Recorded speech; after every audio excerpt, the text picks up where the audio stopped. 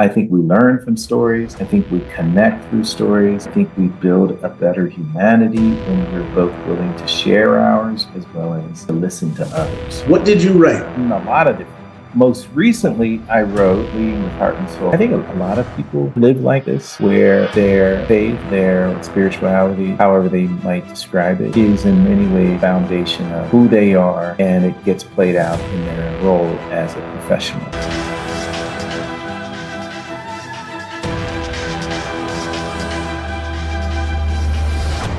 Hello and welcome. I'm Pierce from VanDunk Edits, and this is our series 3 questions where I talk to people who have written something worth reading. And today I am talking to my good friend, Dr. Irvin Scott. Irvin is a Harvard professor in the School of Education, and that is just the latest in a long line of incredible contributions to the field of education. I have the privilege of knowing him and getting to work with him a bit. And he has written an incredible book called Leading with Heart and Soul, 30 Inspiring Lessons of Faith, Learning, and Leadership for Educators. He's graciously agreed to meet with me today and tell me a little bit about what he's written. And I'm going to pose these 3 questions to him and let him answer however he'd like and whatever comes to his mind and heart. So first, I'll start with question number 1. Who are you, Irvin? Okay, multi-dimensional person, as we all are. But I would start off by saying a man of faith, a husband, a father, an educator, husband, father, grandfather, which is happening recently, and an educator. Yeah, I think maybe an entrepreneur also. I might throw that in there also. Absolutely. And that grandfather role is so huge. I'm getting to watch my own parents enjoy the grandparent role, and it looks like a lot of fun. It's less stress than the parent role, I imagine. It's the best. It's the best. I can imagine.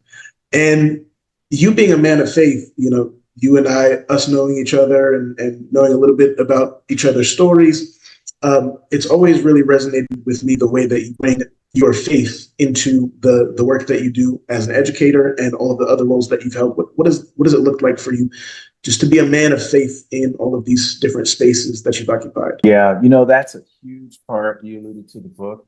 That's a huge part of Leading with Heart and Soul.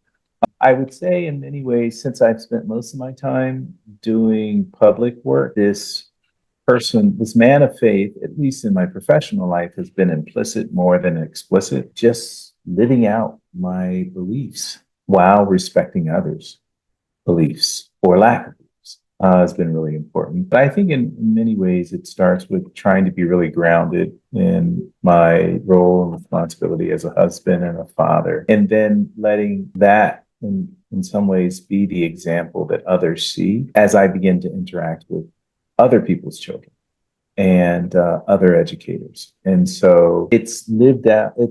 I mean, there are a ton of examples that I don't try to capture all of them, but I try to capture a few of them in the book. And the last thing I would say is, I think a lot of people live like this, where their faith, their spirituality, however they might describe it, is in many ways a foundation of who they are, and it gets played out in their role as a professional. And they do the balancing act, living out that really critical identity while not overstepping boundaries of what other people believe and what their job represents and so forth and so on. So I don't think I'm unique in that. I just like to try to elevate it and talk about it more. Absolutely. And you embody those core beliefs and that core part of who you are in your faith and in your professional work in a way that cares for and respects and truly radically loves other people in their embodiment of their own faith. I think that's beautiful, and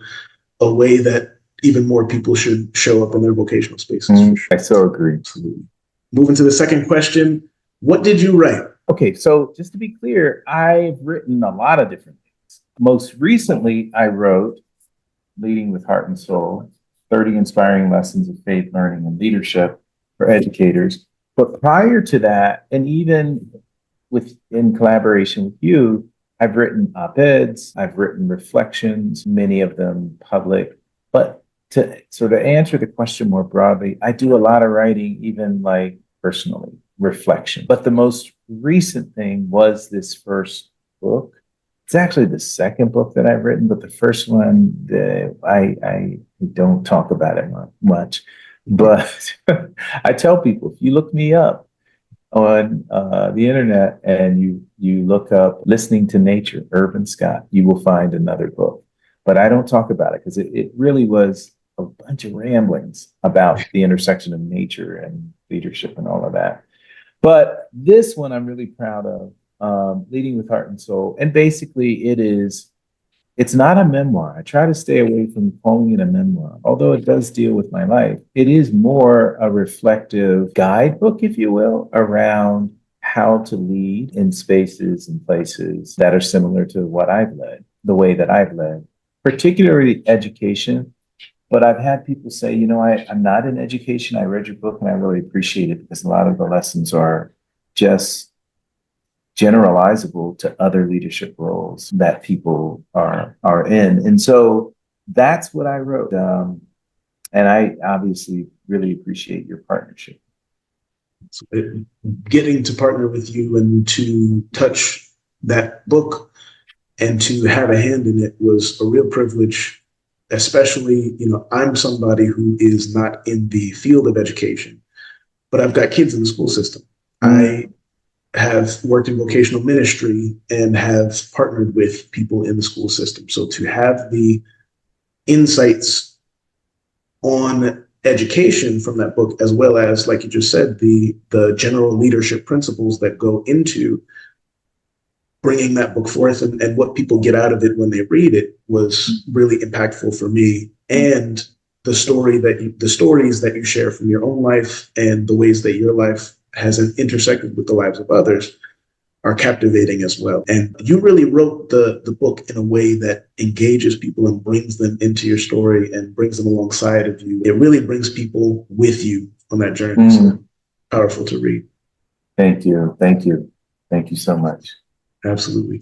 Tell me more, tell the folks who are going to watch this more about the education ecosystem and how that concept works and how that kind of worked into the book that you've written. Yeah, the education ecosystem, best way to describe it is it's a framework. It's a way to think about how the education systems, primarily in the US, but I was recently in Ghana and I saw even elements of this ecosystem in Ghana, Africa. But the education ecosystem is a framework that seeks to try to capture the way the various elements of educators and education partners work together or could potentially work together to improve outcomes for children. That's basically what it is. And so I think one of the reasons why I tried to develop this way of thinking was that I saw it in my own practice over the years. I mean, I started off as a teacher, and when you're a teacher, you just sort of focus on your classroom. But then I became a principal, and I began to see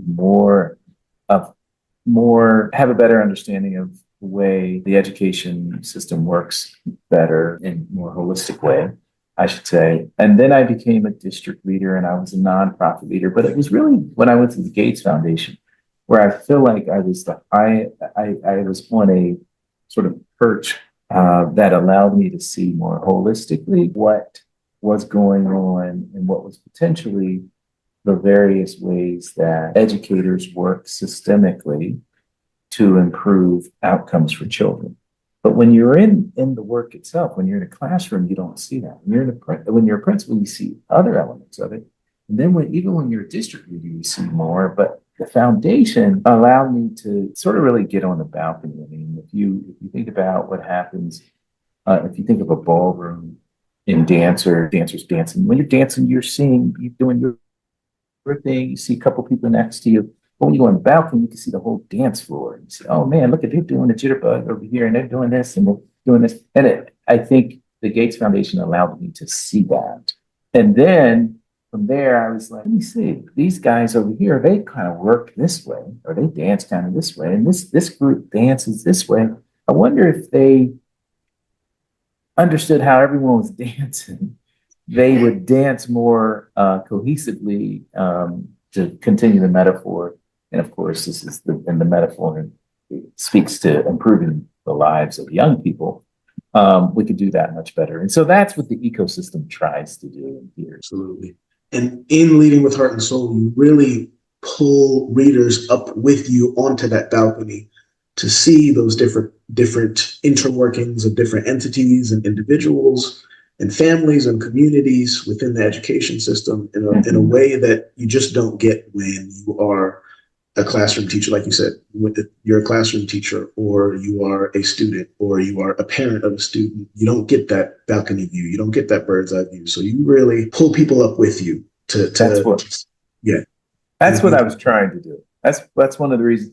And we added that ecosystem framework to the book itself, which was not something that I had in its original draft. And so hopefully that helps people understand it a little better. Absolutely. The third question, which you've already touched on some, why should people read Leading with Heart and Soul? I would say a couple of reasons. One is because we all have, in some ways, individuals who have gone through, will go through, are currently going through K-12 education in this country. It is compulsory. It's required. And so if you're interested in what happens, what's going to happen, what happened, this book tries to elevate some of that more from the educator's perspective, who are the individuals who are responsible for this vocation we call education in the country. And so everyone's touched by it. And so this is just a snapshot of one person's exam.